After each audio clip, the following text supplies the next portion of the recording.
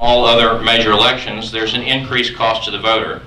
That being that they have to take time out of their day and schedule in order to participate in an election where there is usually much less at stake than in a May or November election. And that's if they're even aware that an election is occurring in the first place. Generally, these elections are not promoted very well, which is evident by the extremely low turnout.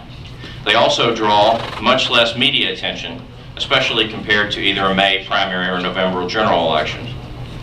For example, if you're a North Little Rock School District voter, the odds are you probably didn't vote on Valentine's Day in 2011. But while most people were selecting long stem roses or planning a romantic evening with their spouse, a tax increase was being voted on that day, and as you might predict, it passed. Unfortunately, this happens regularly and isn't by accident. Special elections happen so frequently, they're often hard for even the most astute political observers to keep up with. Just a couple of weeks ago, there was a special election in Saline County, and in a couple of months, there will be one here in Pulaski County.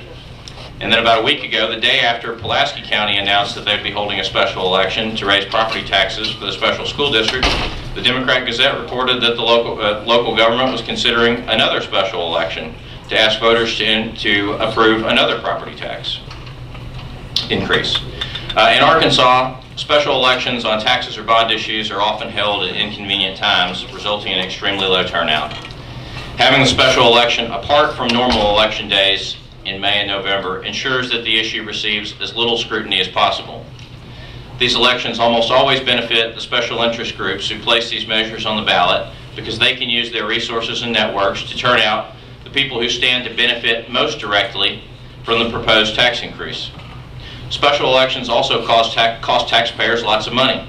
Many of them easily cost tens of thousands of dollars to administer. I'll close by saying that according to the Washington Post, Arkansas ranks 47th out of the 50 states in voter turnout. And that problem is only compounded by our state's problem with special elections. A fair election is one that is consistent, predictable, and allows voters the best chance to participate. When the cost of voting is high, such as in a special election, only those who are to gain the most have the highest incentive to participate. Consolidating some of these elections lowers the cost of participation to voters, increases turnout, and leads to fairer elections. This is not a Republican bill or a Democrat bill. This is simply a good government bill. The removal of special elections in these instances would be a bipartisan effort against special interest and in favor of the voters and of the people of Arkansas. Thank you. Thank you. Are there any questions by committee members? Thank you, Mr. Ray.